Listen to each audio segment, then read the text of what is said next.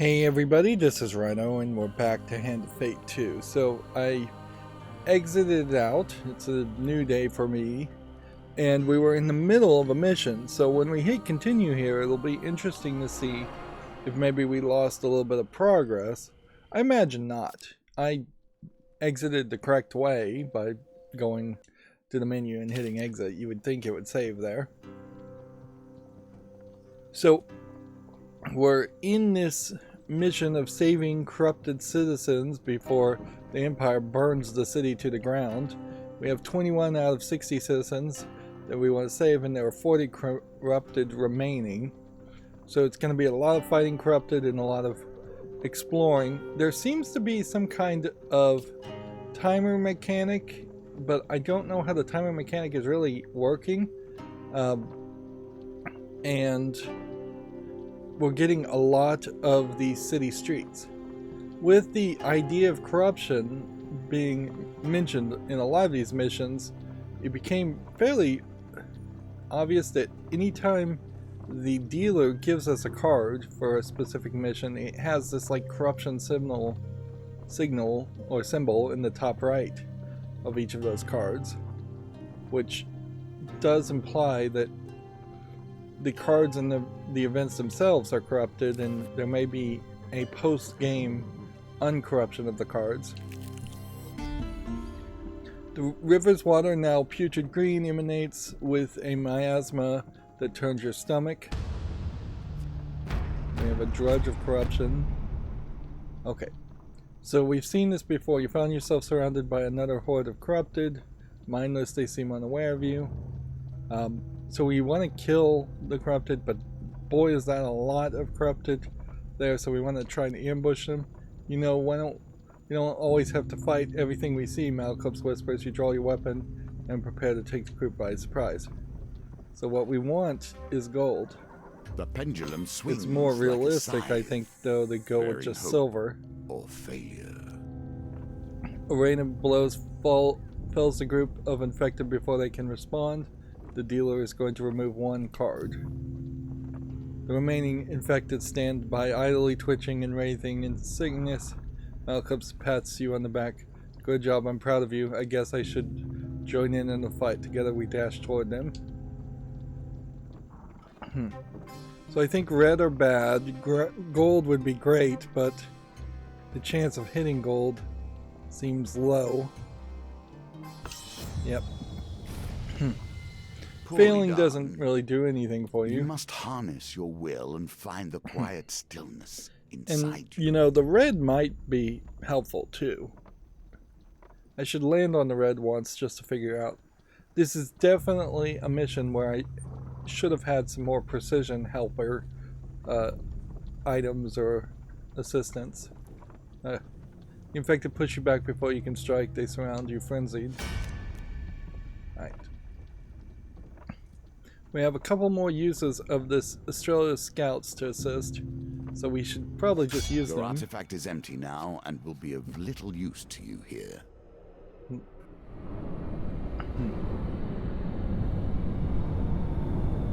The thing here about the corrupted, though, is that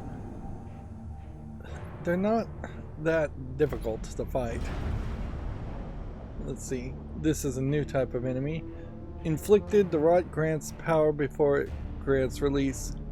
Muscles replaced with darkness, organs pumping black bile through shattered veins. Infected enemies are feeble, causing them to become knocked down. When health is low, use a finisher blow before they recover. Why do you keep getting us into these situations?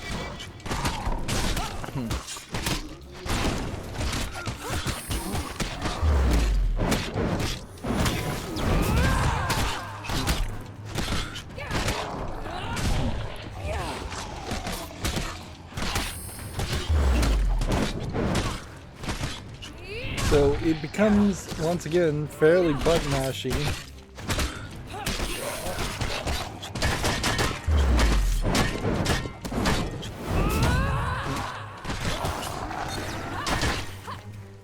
Let's see, do we have anybody else to fight on? No. And I can see my guy here One of the soldiers is about to die, but I don't know if that really matters in any way. Now, the fact that we did the ambush maybe means that we didn't kill as many corrupted as we needed to, so if we were going to go for gold, maybe you have to play this whole scenario without ambushing anybody. That appears to be the last of them. Malaclips marks. You continue your journey through the winding streets. So we now see some new paths. Just continue to move forward. It's rather dull because so many of these are just city streets searching for citizens. Dead bodies litter the street while rats scurry in search of a feast. If there is a finer mind than my own, I've yet to meet it. Yet I've brought a scourge of mindlessness into this world, and must suffer the results. This is a great example of where the dialogue is really a speed bump.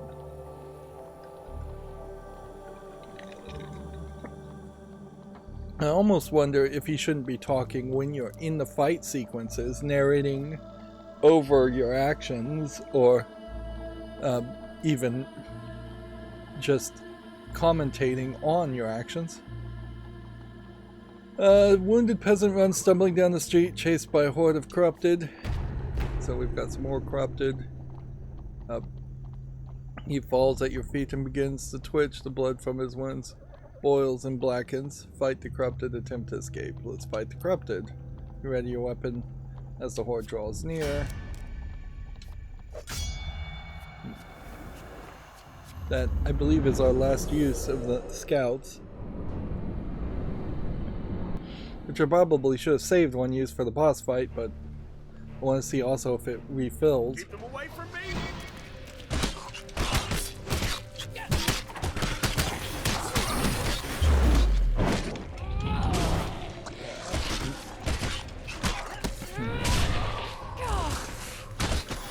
There's a lot of extra animations that are going on here.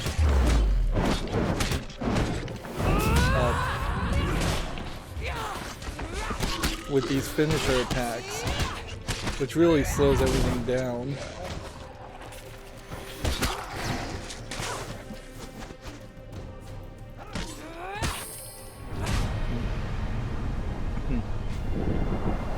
And certainly it is also just a case that they're throwing very large numbers at you in this scenario.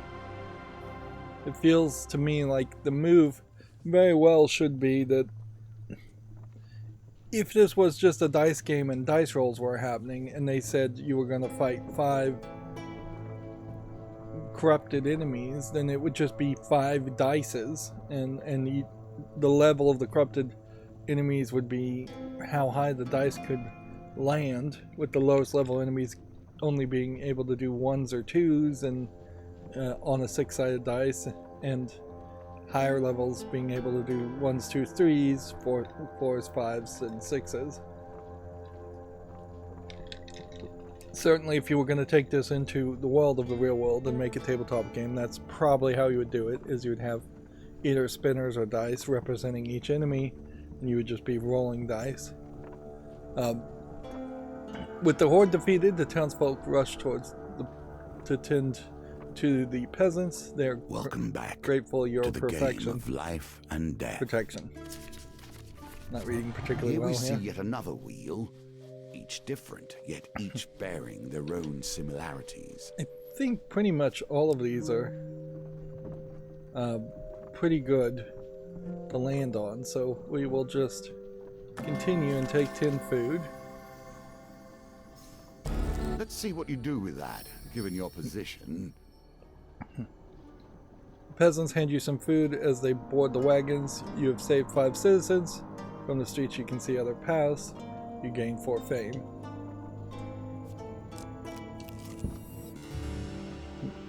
Knowing what is in front of you allows you to pick a safe path through the wilds.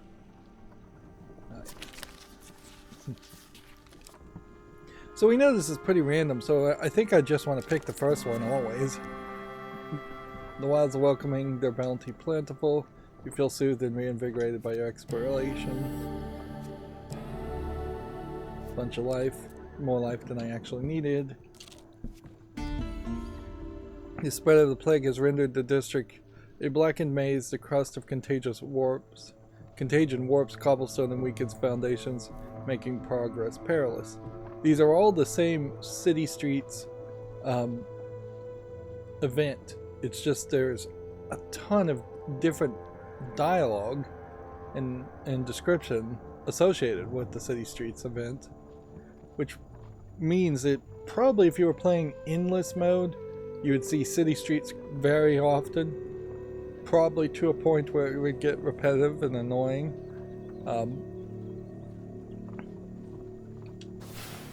They believe fire will purge this sickness. But the sickness is not in the city. It is in the land itself. It will be purged, but not like this. So now we have burning rubble just coming out. With a terrible crash, the building beside you is struck by a flaming catapult shot. The burning building heaves and twists from the impact and crumbles across the street in front of you. Malclip shields their eyes from the blaze. This is the second time they've said their eyes, Malclip's, instead of his eyes. Quickly, we must find another way. You turn the wagons around and search for another road through the district. Certainly this isn't really the kind of game where more gender non-specific dialogue would make sense.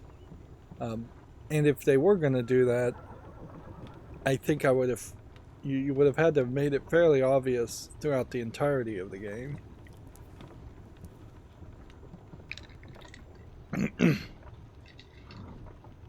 Maybe I'm just a little old and it does come off-putting. And it makes me just suspect that Malclip, our character in the lower left hand with the big beard, is somehow going to magically turn out to be female as a wizard. I guess that could happen. But that would also be a pretty dull reveal. We see that this is a red card, so this is probably very dangerous.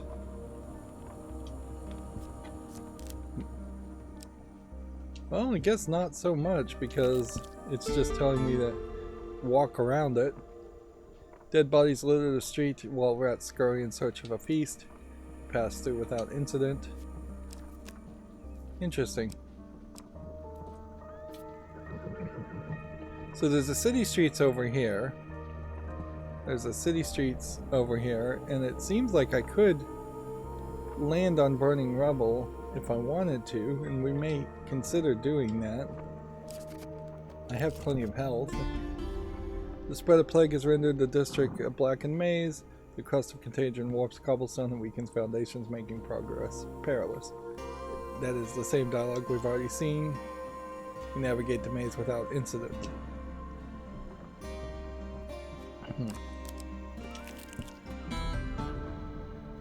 Let's see. It is getting very repetitive on the dialogue here. Do you wonder what lies beyond the gates of death?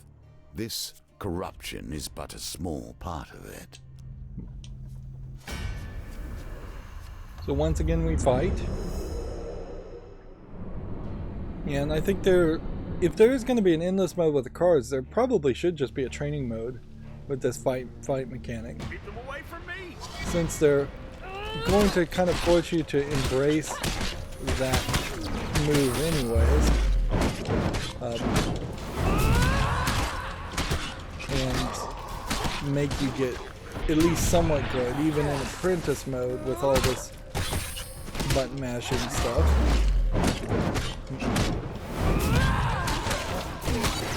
Then wow, Malclip's health is pretty low.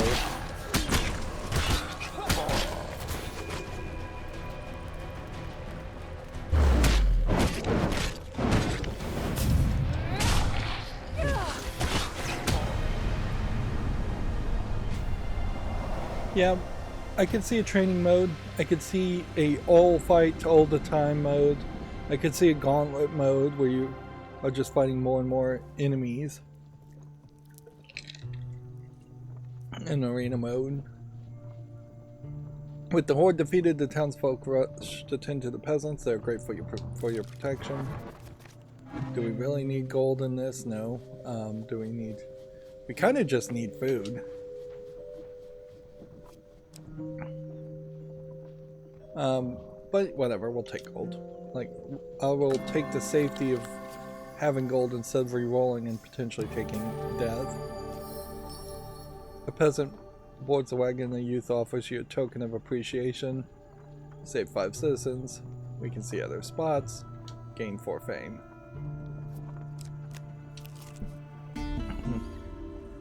Smoke fills the city, stings your eyes. The Empire intends to staunch the infection with fire. You pick up the pace. Even in the midst of terrors, there will always be traders who stayed too long hoping to profit. Grateful merchant. You find a merchant and his family. You explain Captain Fiore's plan and help the merchant and his family to the wagons. Thank you, the merchant says, boarding the wagon. Should you find yourself short of gold, I'm happy to give you a good price for any equipment. You can now sell equipment at the campfire. Yeah, it just doesn't really feel like you're going to end up spending gold here. Like, one more fight would get rid of all of the corruption, and then just wandering around should get me the remaining citizens, I would hope. This would be an argument against the idea of a timer mechanic, though. We're definitely not seeing anything that indicates time is accelerating.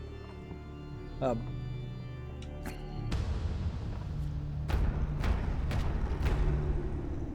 so ambush the corrupted, and let's see if we can win here.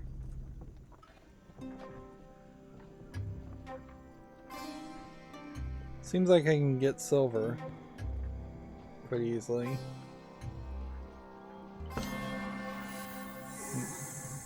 That will set you in good stead from here. Arena blows pelts a group of infected before they can respond. So that gets rid of some of the corrupted remaining anyways. So if I win this next one, I think I might not have to fight at all. Yeah. So there are no corrupted remaining that we need to fight, and yet we're still going to be in a fight. So if I run into any more fights at this point, I would say don't fight them. Unfortunately, I still need to save citizens, and it seems like you save citizens by fighting also. By sea and sun, fate and fane!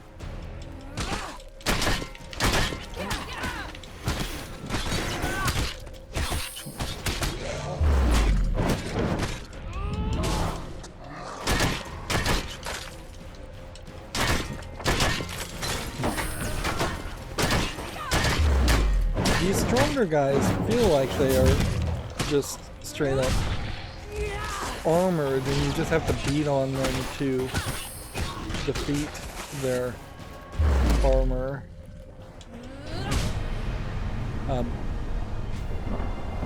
It kind of feels like you should be able to shield bash them and break their defense, but in my struggles here to mash on buttons, it doesn't seem like that ever works. That appears to be the last of Malcolm's remarks. You continue your journey through the winding streets.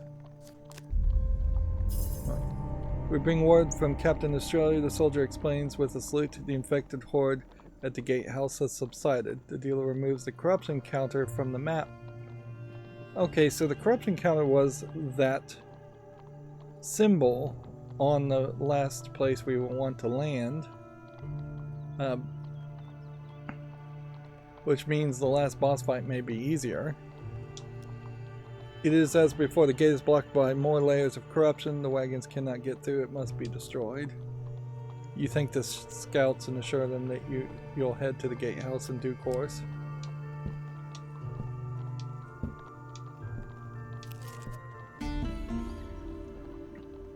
The river's water, now putrid green, emanates a miasma that turns your stomach. Just looking for citizens now. We have another burning rubble. So we can't go that way. We may end up having to just go into the burning rubble to save people.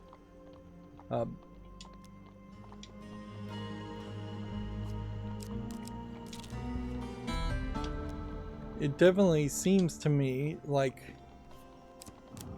this board could get as big as the maximum size would allow. The stench of death is upon everything here. Finally, we've hit one of our event cards with fetid fins. A miasma hangs in the air, thick and redolent of the dead things trapped in the dark waters. Just walking the path has been known to leave travelers with a lifelong cough. The spinaled carriage through the fog, its wheels locked in the mire. The occupants either fled or were eaten by the inhabitants of the swamp long ago. Since the fog is thickest around the rotting timbers, there may yet be valuables within. -10 max life. Enveloped in a thick cloud of marsh gas, you carefully make your way across the stones and fallen logs towards your target. So we're looking for gold here.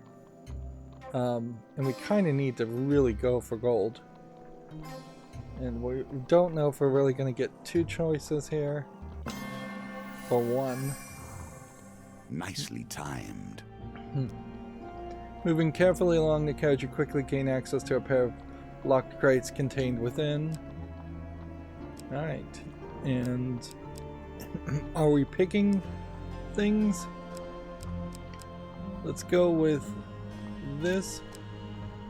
A bomb artifact. That would probably be good to take.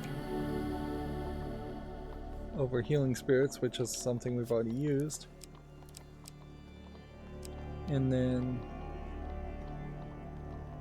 how many of these can we take? 30 corrupted, we'll take that.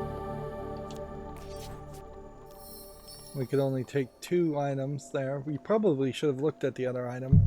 I don't know if the game just automatically reveals to you what those cards would do if you don't look at them, or if you should always look at anything marked new. You probably should just always look at everything new, so you personally would know what the cards do, versus the game having that perfect memory for you and being able to tell you what a card does. You flee the wetlands, though the taint of the stench lingers with you. You gain 2 fame.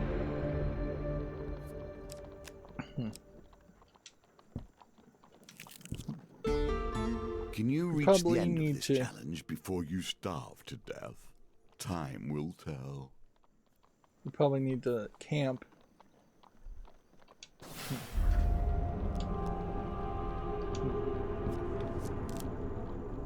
Let's go ahead and camp now. Alright. We have no food left. So we could sell equipment, such as healing spirits for one, which is kind of useless to us, but so we can sell that for one.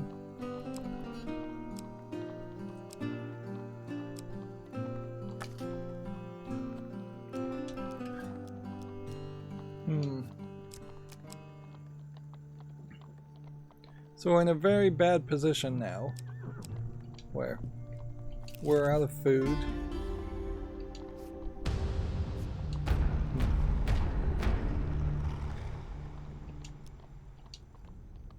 And I'm fighting corruption for more silly reasons at this point.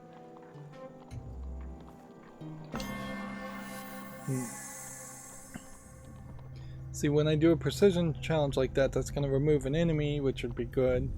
And I guess we probably should be saving our health.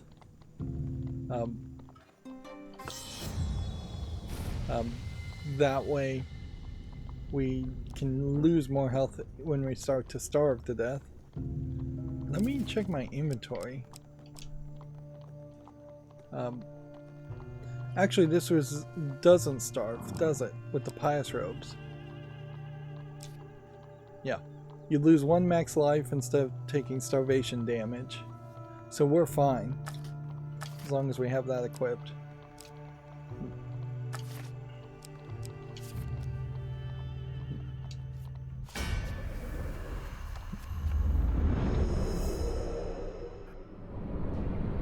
So we can finish this whole scenario. I'm hoping.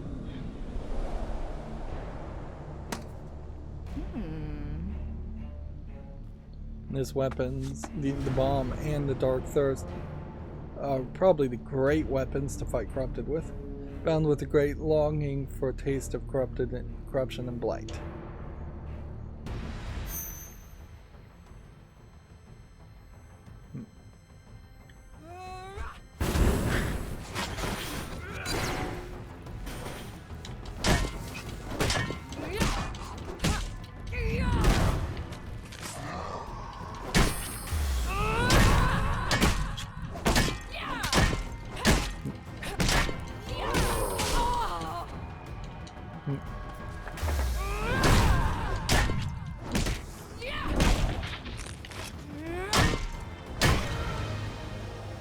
That worked fairly well with the bomb.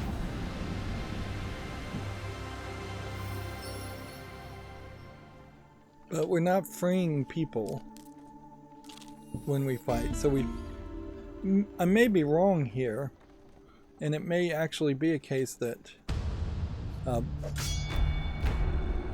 that the last of the citizens to be saved are not going to be saved by fighting corrupted.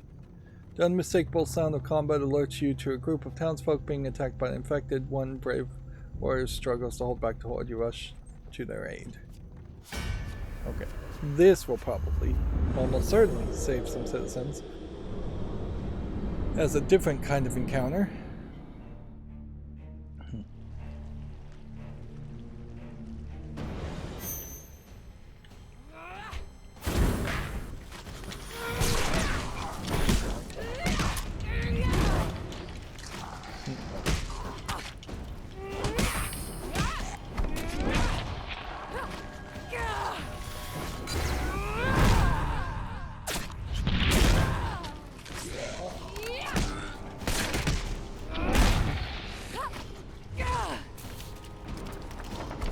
So you got like several corrupted in different places here.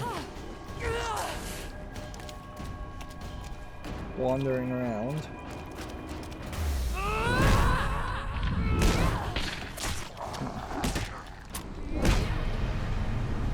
They're not programmed particularly well. That they definitely seem to be programmed to have a flee mechanic in them, in which they will just run towards the edge of the maps, when really they should probably just have a back off mechanic programmed into them, that they would take a few steps backwards while still facing and targeting one of their enemies. You arrived just in time. The warrior explains, I don't think I could have held them for much longer. I could part with some equipment. I don't think it'll do me much good now. See if you're interested in a trade.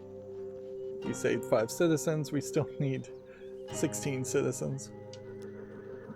He explained Captain Fiore's plan and helped us drivers in the wagon. Alright. I'm just gonna camp here to see if maybe there's a piece of equipment worth buying.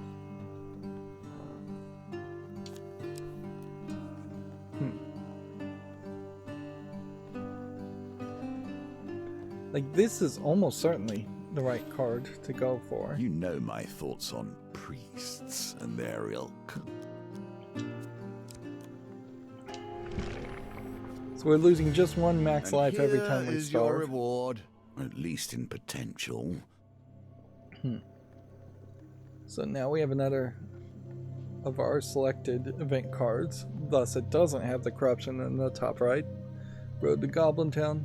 They say the road to Goblin Town is paved with gold and dead mice, or a son of the village idiot has lured you to this forest cave with the promise of a hidden treasure. You regret everything. Just through there, he points into a dark cave. I saw a goblin hurrying into that hole not a moment ago. Goblin Town is in there, I'm sure of it. somehow this is turning into some kind of mini game of traps. Interesting. So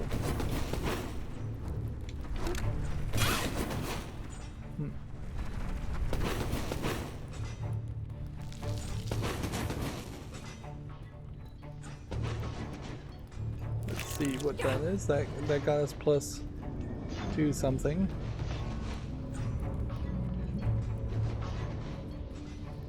Seems like there's multiple paths here. And it seems like you can just walk fairly fast. But I don't think the camera is... Well, the camera is gonna let you get to a sideways perspective.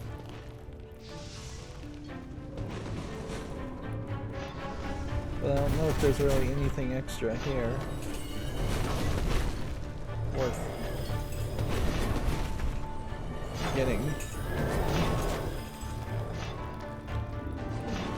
It's just how many different traps can you avoid?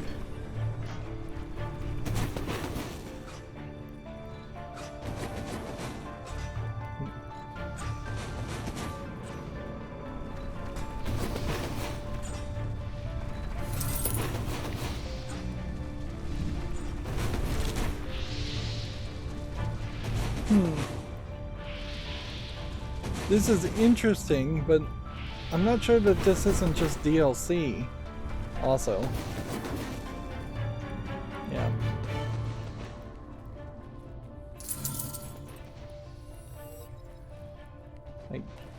It definitely just feels like there should be more of this if this was going to be a mechanic.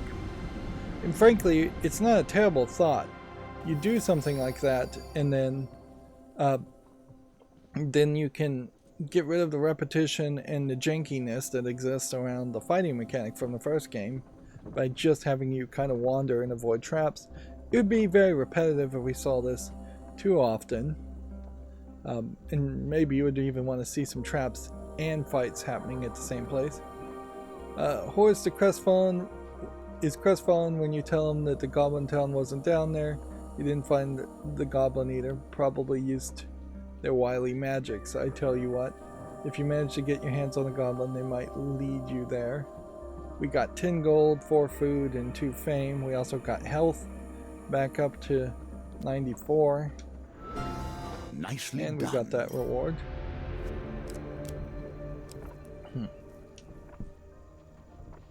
I guess that probably would have been my last opportunity to see what would have happened had I just stepped on the fires.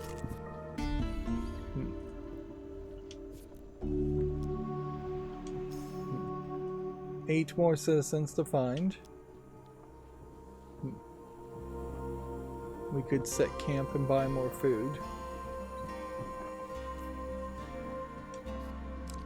It's probably a smart move, but let's wait a couple times. Let's see if we find anything else.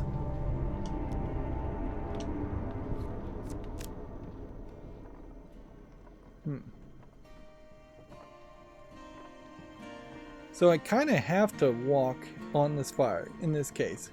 It's either walk on the fire or finish the game by going to the final refuge. Let's see what happens here. Rubble continues to burn, blocking your path. You have no choice but to take another route. Alright, so you don't even have a choice. Well, I guess it doesn't really matter, does it? As long as I am walking on places I've already walked, it's not taking up any food anyways. Burrow bar. As you trundle along in your horse-drawn carriage, you catch a glimpse of a cheeky gnomes fleeing with your weapon. You chase them on foot until they dive into a burrow. You take a peek in their hidey hole and discover they have quite a cache of weapons in the lair. You reach your arm into the hole.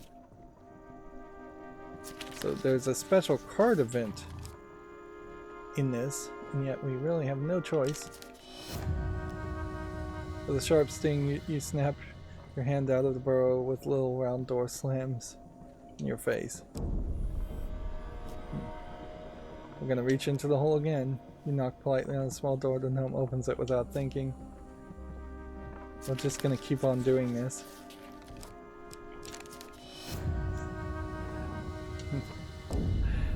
We'll just keep on doing this. We want the orphan card, probably more than anything. Don't hurt us, they cry. They hand you back the stolen item. The little round door shuts as you draw the weapon from their burrow. Let's go ahead and equip that. Reach in the hole again. So 50-50 chance. And in this case, with just 2 cards, you can follow the cards, but only in this case. The second you have a 3rd card, when they stack up on top of each other, you have no idea how that's really going to play out. But with 2 cards, the bottom card is always going to come out as the bottom card, and the top card is always going to be the top card, so it's followable. Unless, of course, it's randomized, which tells me that this should be the orphan card. It feels like there's someone in here. You grab hold of a pair of pointed boots and tug, unearthing a short stumpy torso attached to a grimy head of a goblin. Hello, I'm Hubby the orphan. What's your name? Why does your face look like that? Have you seen my horn? If I don't find the great worm will eat the... If I don't find it, the great worm will eat the world. Startled, you loose your grip on the goblin. He lands flat on his back with a strangely heavy thud, then leaps to his feet unperturbed. Though his face is creased and wrinkled, he seems much younger than the goblins you've met before. You dust off his waistcoat and place a rough hand in yours. If you help me find my horn, then I can help you. When Hubie is your companion, he can recharge bomb artifacts from the campfire. Interesting, so we now have yet another companion character. Hubie grips your hand painfully. Let's be friends forever, he says. You suppose there's room in your party for him, even if there wasn't. The young goblin has attached himself to you quite firmly. We have befriended Hubie the orphan. A goblin, and worse still, a young goblin. Let us hope this is the last we see of him. Yeah. So we have several different companions, each with their own plot lines and storylines that we need to, or we want to, finish to see all the content in this game. Although there is a decent possibility we'll just do all the missions in this game and that'll be enough for me, even if there are a few cards that haven't been fully revealed. The 99 achievements in this game in particular do seem overwhelming.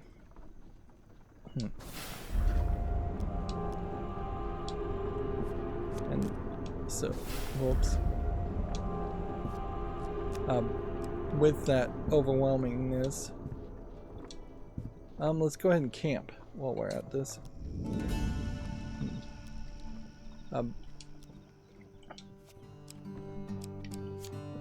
food,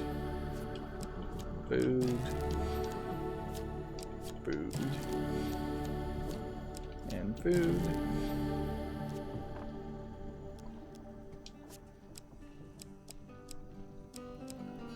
Yeah.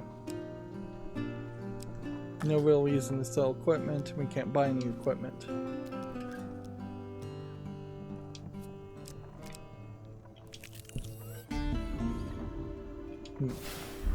Almost done here. There is now potentially 2 more locations. And we know that the burning rubble is not a card that actually does anything negative to you in this scenario other than sending you back to where you came. This empty spot here may just permanently be an empty spot. If it isn't, then we would expect we would get the last of the citizens in this scenario. With every step, corruption reaches further. and your chances Hungry become paupers. less. Spy a group of poor urchins loitering in an alley. They look hungry as you approach. You scramble them. They scramble into a pile of discarded crates. Offer the children food. We don't have enough food. Interesting. So let's just hope we can explain we're there to help. How do we know you're not one of them? He cries. How do we know you're not sick like those monsters? Says another. They remain huddled behind the crates. So I have only the option of trying to catch them now. Okay, so should we go for gold at all, or should we just go with silver? I think better to go with silver. Whoops. Breathe. You have done well. Huge success accidentally. You've successfully grabbed all the children before they make their escape. We thought you were monsters, one says as she ports the wagon. So that didn't reveal another card, which means we are done here. We should get gold in this scenario. The only thing I guess we could fail to do is clear the gatehouse, and I imagine that is just going to be a fight. Endless dark deeds have been done in the name of the Empire. May you set that ledger right, at least in part. At long last, you arrive at the final gatehouse to exit out of Old City. Leave Old City. You usher the frightened citizens through the gate into their escape. My thanks to you, she says with a smile. She being the soldier that they probably should have named, since we haven't seen any dialogue naming the soldier in a rather long time. This entire episode, 40 minutes plus. I doubt we could have done anything more for the people of the Old City. Halt, a voice shouts from beyond the gate. You turn to see a troop of Empire soldiers marching through the gatehouse. So we're gonna fight just soldiers. By the decree of the Empire, none are permitted to leave Old City. Captain Fiore, you are to return to the Imperial City at once to report their captain commands. So it was Captain Fiore that is also a companion. We're gonna end up with like 2 extra companions at the end of this. Captain Fiore scoffs, calling the young captain, blocking the gate. These people bear no mark of corruption. All they want is safe passage. Empire, decree or no, it is our duty to protect them.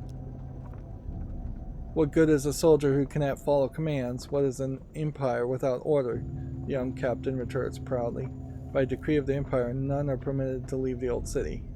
Captain Fiore draws her pistol. If there are guns in this world, they're not very common. Standing between the cowering Old City refugees and the Emperor's decree, I will not stand down.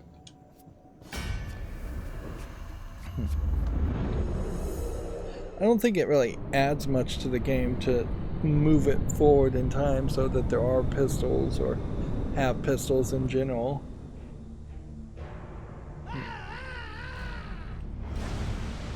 I feel like the gameplay mechanic gets even worse, frankly, with projectile weapons in the hands of enemies. So Captain Sterling, he hears the pleas of the Old City but does not weep. Orders are orders. Captain wears armor that dulls standard attacks. Use bash and break to break their armor. I'm still not 100% sure what the bash button is.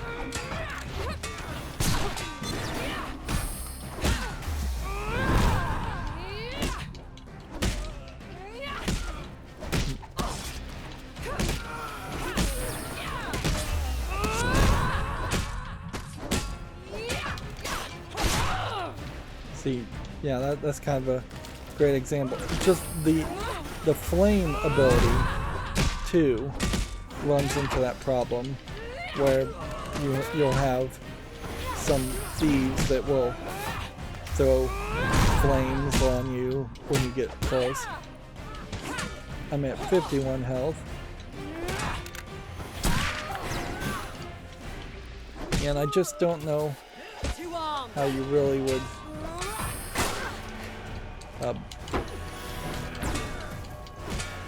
are you really gonna dodge somebody about to shoot you?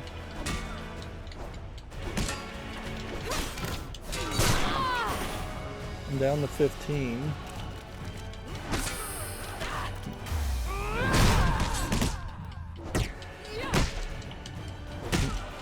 I need to land a lot of punches real fast here because I'm about to die. And you can see in that animation, the finisher didn't even animate right. His head was a clear foot back from where the hammer was. These Emperor decreed injustices have been on the increase of late. Captain Fury says something ill is growing from within. She pauses her ruminations and gives you a stern look. The Empire would do well to have somebody like you serving it. We have now befriended Estrella, the soldier, or captain, but they're calling her a soldier. I would assume that was clearing the gatehouse, and that's the end of the chariot, so we have the upbeat music playing. And I guess technically we were moving a chariot around, so that was a decent analogy for using a tarot card and making a mission based on that. This is where you differ. There is no problem Callus would not have solved through death, yet you show mercy. So, for finding safe passage through the plague-ridden city, we get Plague, Alchemist, Yvonne's Cottage, Street Fighter. That seems very much like just a mean joke name. And Pauper Dilemma. For finding safe passage through the plague-ridden city, we also get 4 equipment cards in Empire's Burden, Marksman's Bane, Felvin's Favor, and Elusive Charm. And for saving the blacksmith from Old City, your supplies have been added to with a leather armor, which we'll probably want to start with that in most missions because it's not that common that you actually have armor or get armor. And for befriending Estrella, we get Mayor of Farwater and the Soldier companion card. Although notably, the companion cards are not anything like the event or the equipment cards, so everything is a card, but not every card is used in the same way. Which, if you were going to make a real card game like that, you would probably have the companion cards rotated like 90 degrees or have a different color border on them or something like that to just very quickly visually depict them as being played in a very different way. And in a video game form factor where you aren't limited to the real world limitations of printing and cutting cardboard cards in the same size and shape, you would probably want the companions to just be figurines with maybe a character sheet closer to something like Dungeons and Dragons instead of them just being cards. A deck building game like this would have so many cards in it anyways. It's not like you're gonna just carry a pack of 20 or 30 with you at all times so you could play Hand of Fate in the real world. If you printed out a version of Hand of Fate in the real world, you would still also need dice and precision and the card wheels, and there would just be a lot of things you would still need to carry around. So you definitely would need to plan to play the game. Honestly, I don't think there's a single trading card game out there where it really makes sense to carry around even one deck, because you have like 40 cards in Yu-Gi-Oh! I think it's about 40 cards in Magic the Gathering per deck, and 40 is just a big stack. It would be interesting if somebody could make a card game where there were only 5 cards you play, but that would be pretty boring, I imagine. And a standard playing card deck is 52 cards, and nobody carries, or very few people, I imagine, carry around a standard 52 card deck in their back pocket just in case they want to play solitaire, particularly since people have cell phones and you can just play all those games digitally anyways. Alright, moving on, I'm getting off track here. For rescuing all the citizens in Old City, we get Rethgar's Quake and Grifter's Companion. Interesting. So we have a card that might draw this card out of our deck, if that turns out to be a very useful piece of equipment. Now we have, looks like 3 rewards for the event cards we did. For escaping with the Goblin Thief, we get Payment Due.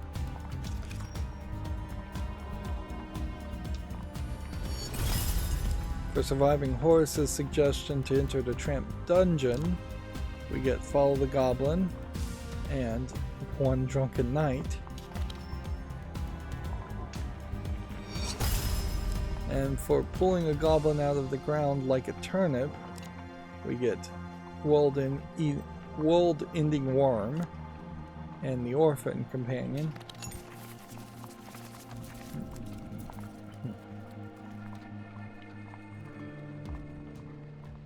So, I can no longer go easy on you. The usurper will not do so, and I must test you sorely before you arrive at his gates. So, yeah. Another gold mission done. We've now unlocked several missions here. I think we stopped at the wheel before, and now we've unlocked Justice, the Hanged Man, Death, and Temperance. Yep. The Tower and the Hanged Man, frankly, can be more ill omens than Death or the Devil, even. Depending on how you're going to make up your interpretations of tarot and cold read people. Temperance, the Devil. Temperance is unlocked. Also, the Devil is locked, the Tower is locked, and the Star is locked.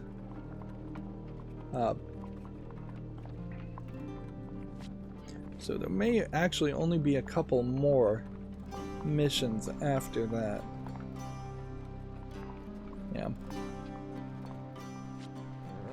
If we're just following the major arcana, but I wouldn't be surprised if maybe they try and squeeze in one more mission after doing all of the major arcana cards of the tarot, instead just having you fight Callus as far as just like a boss fight, labeled boss fight. This map is getting more lit, but if you go into adventure mode, you can still just see everything. I still don't feel like there's a real reason to play any of these other modes. Yeah. Even if this like adventure mode was a fight only mode where there weren't any card elements at all, the game really would have had to explain that, if that's how it's going to play. I'd be very surprised if that's what happens. And I really wish that there was a way to just look at all the cards instead of having to go to the strength. Apart. It even turns against itself, even as it destroys the world around it. But yeah, there really isn't a way to look at the cards and just show off what we unlocked. And we'll just do that deck building in the next episode. That's going to be it for this episode. As always, I ask you to like, share, subscribe, and keep on watching. Thanks.